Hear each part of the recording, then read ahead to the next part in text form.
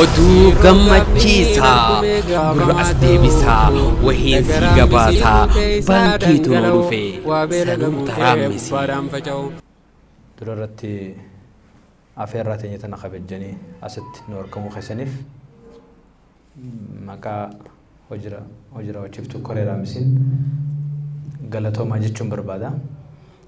Sanifuu waltajjii keenya qaarraan tanaa ni jalqabna. Durarratti yaada gaggabaabaa gama keenyaan itti qophooyne isin dura dhiheessina. Achi booda marii gabaabaa wantiin irra guddaan mariidha ni barbaannu. Kanaaf akkaataa saniin waltajjii teenya qaarraan tanaa gaggeessina jechuudha. Waltajjiin teenya tun waltajjii soomana booda gaggeessu jirru. Baatii soomanaa khabaranaatis gaa'ee baadaa keessa baane soomana keessa yaadnee turre sababa soomanaatiif nu milkooyne. Arraan tana garuu alhamdulillah namoonni nuuf dhufa jenne dhibbarraa dhibbatti nuuf dhufanni jiran. Ammallee nuti amma osoon eegalinu nuti koree waan kana afeeru jirru osoo waltajjii hin eegalin gammachuu guddaa jirra. Namoota hedduu biizii ta'an hedduu haajaa adda addaa qaban arraan tana afeerree garuu namuutu nu awwaatee nu dhufe saniif tuni hedduu gammachuu nu dhageessifte. Biddeena nama quubsu qibaabaarra beekanii akka jaansanii dhuficha kanarraahu wanni arraan tana yaadne akka nu milkooytu abdanne jechuudha. Marihannee waan hafee baankiin beekumsaan hoogganamti. Biizinasa keessatti bobbaati. Tirfii hedduu qabdi. Qabeenyaatti baha qabeenyaa irraa argama. Itti dalagachuu jira hariiroo dalagataa hojii jira. Arraan tana koreen teenya tan hojii raawwachiiftuudha. Fixuuf deemna waan kana cufuuf deemna. Kanaaf fixuuf deemna hayyee waan hafe kamii hojii fixna.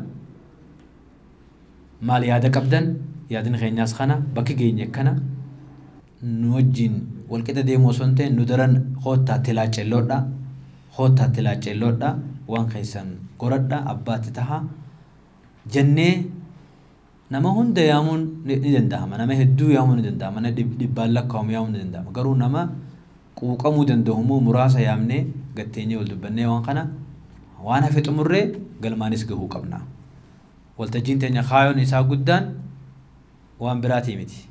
Ni beeytan keenya beeytan isin hundinuu duraanuu baankiin tun teenya beeytan booda jirrattiif beeytan san qofaa miti maas waan ajaa'ibaa osoo nuti hulaa duraanii san cufnee jalaan bahin heerri haareenis nu bee heera haaree abbe soomana guyyaa takkaate heerri haareeni bee biyya tana keessatti baankii banuu kana booda ulfaata akka ta'utti heerri haareeni bee miliyoona 500 duraan kanatti baankiin dhaabbatu baankii dhaabuudhaaf miliyoona 500 walitti qabu sirraa eegama sunuu akka jabaadha ture amma gin biliyoona 5 dhaqe dachaa meeqa jechuudha miliyoona 500 beeka dachaa heera malee 100 kileer yaadni qi biliyoona 5 dhaqe heera haareeni bee heera duraaniitiin fixuudhaaf nuti warri eegallu kun fixuudhaaf baatii 6 qofaan nu kanname baatiin takka dhumte 5 nu hafe. Fixuu jechuun maallaqa miliyoona 500 walitti qabu jechuu qofaa miti. Sun takka achi booda assembilii gaggeessu dokumentii sheeloo ordaraa tartiiba qabsiisanii naashinaal baankitti galchuu operational license fudhachuu. This is very critical activity. 500 dafnee fixnee nama kana hundarraa tiin nambarii fi maal walitti qabnee fixnee galchine achi booda naashinaal baankitti galchine naashinaal baankiin screen goote achi booda gubaa'ee yaamne gubaa'ee sanarratti boordii fi pirezidaantii filu. Qabxii lamaan takka isinii dhiyeessin amma kanatti aansine. Qabxii lamaan isinii dhiyeessuu deemnu takka ta duraa baankiin dhaabuunii fi baankiileen amma dura nu dura dhaabbattee jirtu keessattuu abbaa qabeenya akka keessanii kanaan hoggaa walii hiinu maal akka fakkaattu. Tabiraati tajaajila biraa sonte abbaa qabeenya akka keessanii kanaa hoggaa walii hiinu maal akka isin fakkaattu. Rooliin baankiileen taan qabdu fituni maal akka ta'e wal dubbanna. Gabaabatti Khaliifaan yaada kanarratti nuuf dhiyeesse jechuun institution financial institution and its status biyya tana keessatti. Warri nu dura dhaabbatee jiru akkamitti deemu jiran akkamitti ka'an lafa akkamitti as gahan. To the point dubbiin teenya gabaabdu critical adiidhaan maasis dheertuu hin barbaadu. Hangana isinii dubbanna. Financial institution kana nuuf dhiyeessaa. Kaapitaala kamirraa kaanee isa gahan maal faayidaa argatan maal waan hin jiru. Biizinasa keessa xiqqaan isin booda dhufee biizinasa keessa jirus baankiin maal faayidaa qabdi waan jiru Muhyiddin gabaabatti nu dhiyeessa. Muhyiddin Fakhruddin innis yeroo gabaabdu biizinasa isin warri turtan ni jirtan isin ni dubbattan booda. Gin koree keessa waan nu keessa jiruuf inni gabaabdutti baankiin nama biizinasa dalagatuuf critically maal faayidaa qabdi. Waan jiru nu dhiyeessa. Qabxii lamaan tana dhaggeeffannee yaada gama keessa ni deebina. Ayyee galatoomii. Ani caalaa kan hin dhiyeessu faayidaan baankii namoota asitti hirmaate kanaaf maal ta'uu danda'a kan jiru hanga gabaabsee dhiyeessa. Baankiin addunyaattis hedduu bu'aadhaan beekamti. Biyya nagaa dhufne immoo hunda caalaa bu'aa qabeessa akka ta'e baankiidha biizinasa biraarraa. Amma biizinasa baankiitii fi manufacturingii wal cinaa qabnee ilaalle baankiin qarshii takkatti saantiima 80 tirfii qabdii jaameeti shalagama. Manufacturing immoo saantiima 40 irraa hanga 50ti. So which means indirectly woma manufacturing isaa ta'u import export irratti ta'u waa nuti firreerraa baankiin hirata. So baankiin dandeettii akkasii qaba. Baankiin hedduu profitable business nuti amma namoonni as keessatti argamne hedduun keenya yaamamnee kadhatamnee dhufne garuu waa'uma nu hundaafuu faayidaa qabu ta'uu akka hubannu barbaadeeti kan kana kaasuu barbaade. Namoota daldala hedduu keessa jirtaniif baankii irratti hirmaachuun akka optional investment itti ilaaluu dandeenya. Namni maallaqa qabu hundaa'u wanta qofa irratti baasuu hin qabaatu.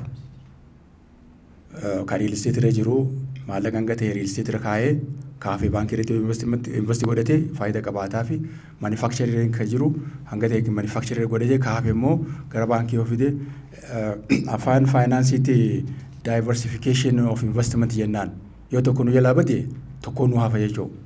Faranjiin maal jetti maallaqa qabnu hundaa'u yookiin killee qabnu hundaa'u zambiila tokko keessan kaa'ee ni jetti. Zambiilis yoo nu harkaa kufee yoo nasiiba muuzarra waan akka muuzaa dhoqqeerra miilaan dhaabbanne ni kufnaa killeen hundinuu caccabxe. So akkas akka hin taane kun maal jechuu barbaadeeti baankiin alternative investment akka nu teessan illee akka hubannu barbaadeeti. Hawaasa keessaa dhufne go'anne immoo warra formal sector keessatti hojii qaxaramanii hojjechaa jirreef kuni namootaaf hiree hojii akka banullee hubachuu nu barbaachisa. Ofii isaatiif baankiin hojjetaa hedduu barbaada. Kabiraa immoo piroojeektiin baankiin faayinaansi gootu yoo faabrikaa guddoota akka faayinaansi gootu taate faabrikaan sun namni meeqaatam qaxara. Namootaaf hiree hojii akka banu sanillee kaasuu barbaadeeti. Baankiin beezikalii wealth creation keessatti gahee guddaa qabdi. Irra caalaa immoo kan hubachuu qabnu hojiin nuti hojjechaa jiru kun dhuunfattee hundinuu sustainable akka hin tahin akka hubannu. Gaafa nuti hin jirre biizinasiin keenyas hin jiraatu. Numa hojjetu nu duunaan baankii dalagaan keenyas hin jiraatu. Baankiin immoo is a sustainable institution jennaan. Tokkoffaa nuti hin gaggeessinu gaggeessu qaama biraati hojjetaadha. Lammata mootummaanis akka qaamawwan kana eeguudhaaf dirqama qabuutu ni eega. Warri nu booda hafu waan nu keenya deemne haan jala deemanituma bu'aa isaa argachuudha ta'a jechuudha. Akkanaa jee duuba deemuun hin jiraatu akka biizinasii biraati miti. Biizinasiin dhuunfaan gaggeessinu immoo numaa hojii jiraata malee nu booda jiraachuu hin danda'u. Maaliif amma gara Raammis dhufnee jennee waa gaafachuu dandeenya. Dinagdeen Itoophiyaan akkuma nuti yeroo ammaa transform godhaa jira. Hedduun namaa qonnarraa gara daldalaa gara manufacturing dhufaa jira. Kun immoo faayinaansiitti haajama. Faayinaansii malee hojiin hojjetamuu hin danda'amu. So faayinaansii maddi faayinaansii immoo baankiidha.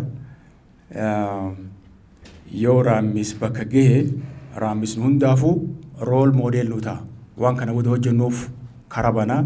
Tanaaf Raammis kana jabeessinee laaluun nu barbaachisa. Namni hedduun maal kaasaa Raammis maaliif amma barbaachisee jira baankiin heddummaatee jira. Baankiin daataan 2020 kan jiru baankii 18 biyya keessa jira.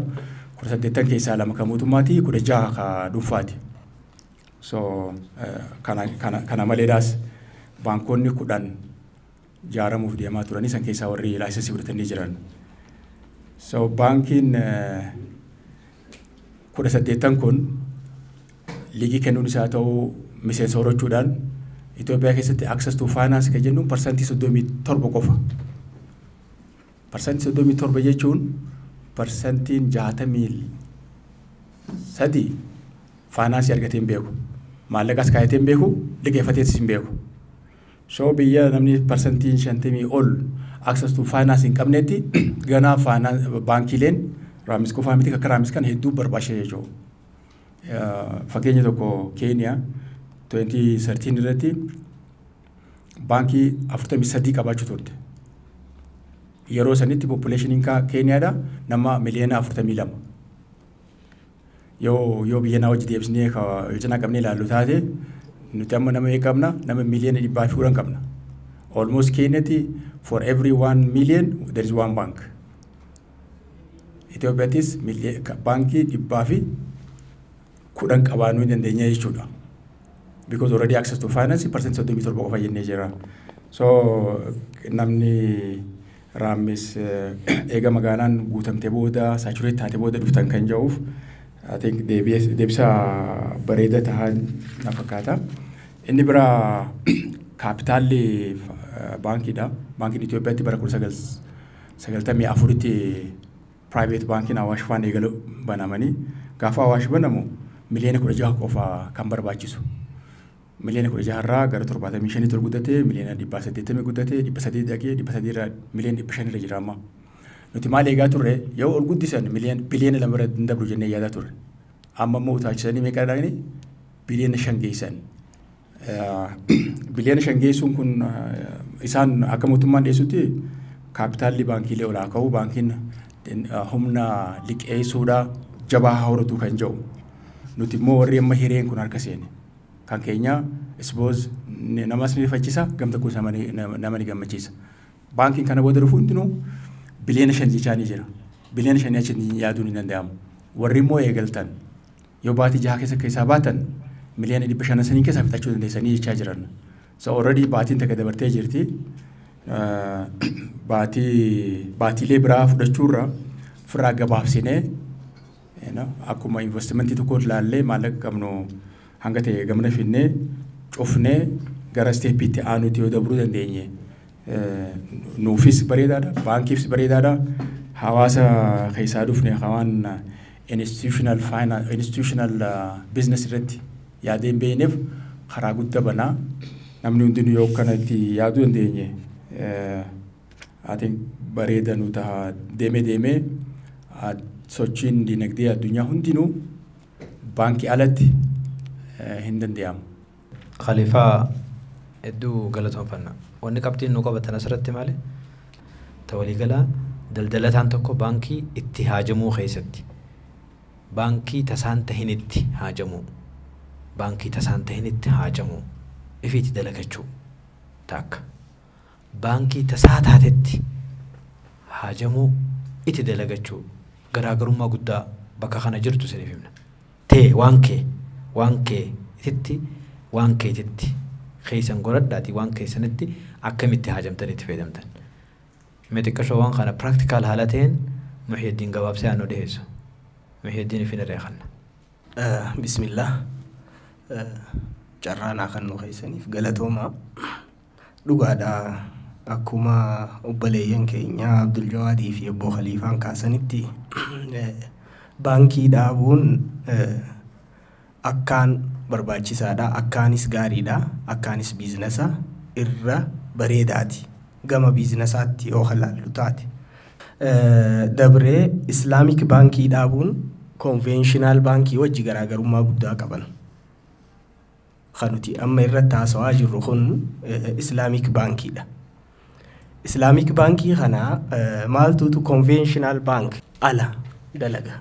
Biizinasni kun baankiin kun ribaa hin qabu tokkoffaa.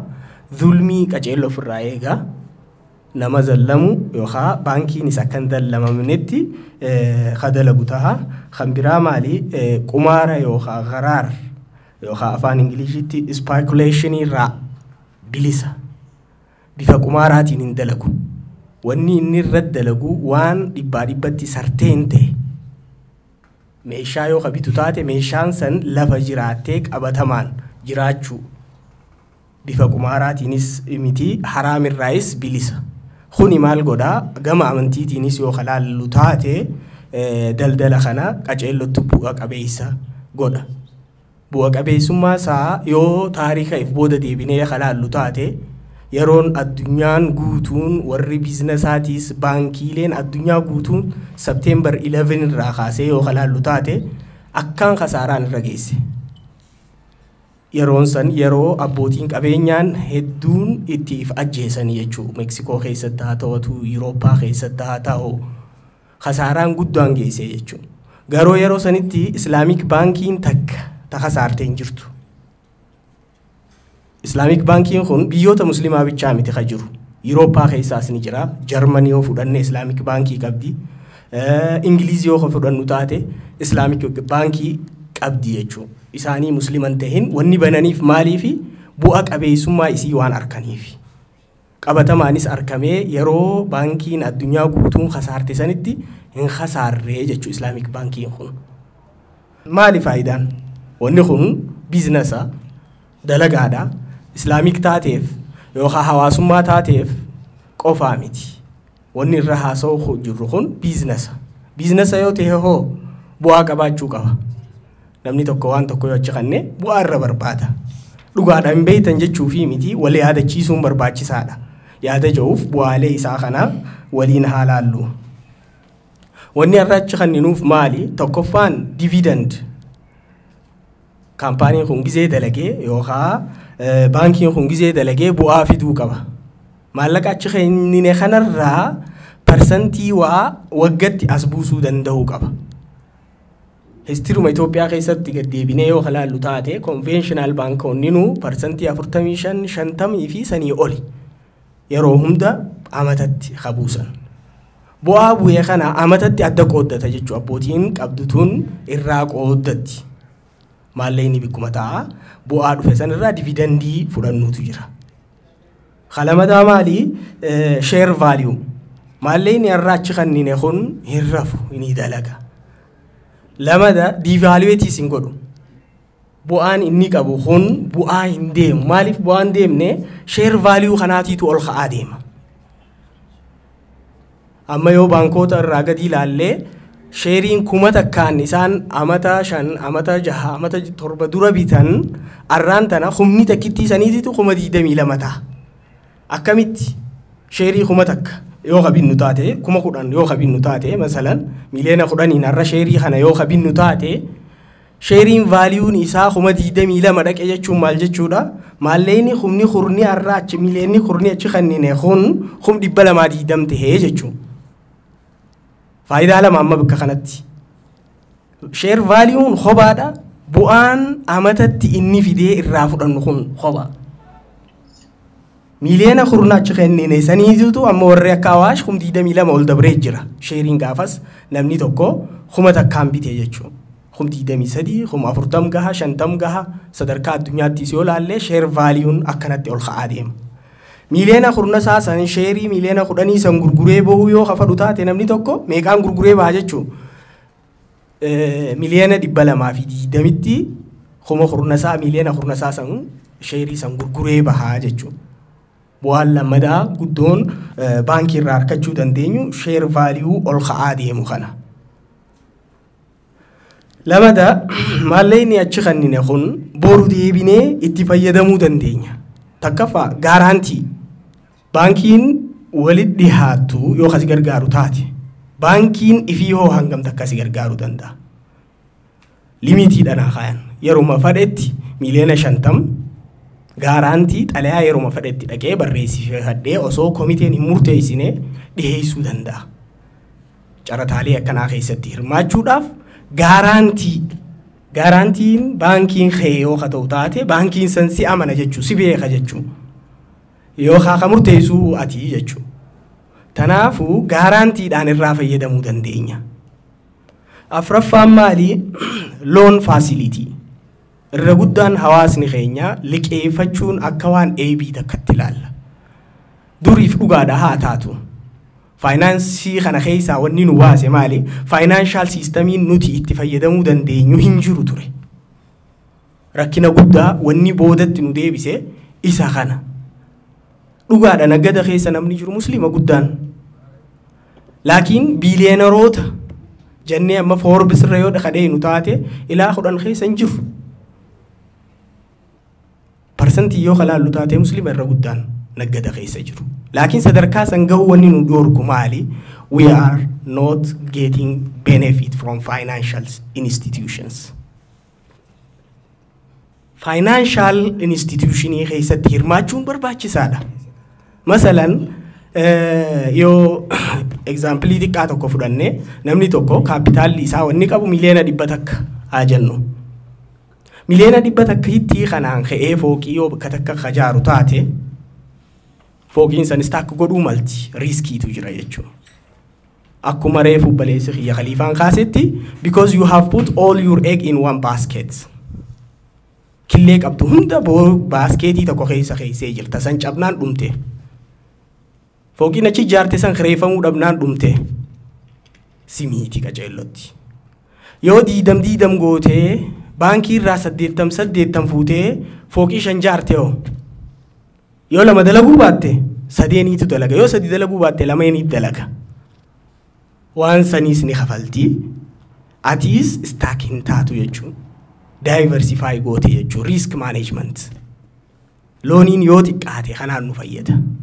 Warroonni gurguddaan amma isin yaamu kun warri Forbes yani list kana keessatti warri seenuu dandahaniin it is financial. So nuti ifiif dhaabne maallaqa arra achi kannine kun miliyoonni kurni achi kannine kun benefitiilee reefu haasoyne alatti innummaan kollaateraala nuti hee itti liqeeffachuun danda'ama. Miliyoona kurnarra kana 50 liqeeffachuu dandeenya boru 60 liqeeffachuu dandeenya 100 liqeeffachuu dandeenya jechuudha. So hubannoon faayinaansiif qabnu kunis yeroo irraa gara yerootti develop godhaa deemuu fi namoota jalaa ol ka'an kanaas gorsa kannaa fi akka itti deemnu dhaamsa kiyya kunis. Shanaffaan information and secrecy. Seerran adda qaboo kanarraa updated information arkachuu dandeenya. Seera national bankiin baasu haa ta'u, finance and economy baasu haa ta'u, baankii kana keessa yoo jiraannu taate hubannoo qabna jechuun. Dhoysatti waan murteeffamuu deemu ganaa mammariyaan osoo hin behin hubannee biizinasa kaaniifuu itti fayyadamuu dandeenya jechuudha. Informationa gahaa daddaffiidhaan hatattamaan arkachuu dandeenya. Boordii baankii keessa jiraachuun faayidaan inni qabu tana informationni keenyaas nuuf dhokachuu fi kanarrattis nu gargaaruu danda'a. So tanaafuu bifa saniin hubannee baankii kanaa taanee fuuldura akka deemnu abdii qaba. Galatooma.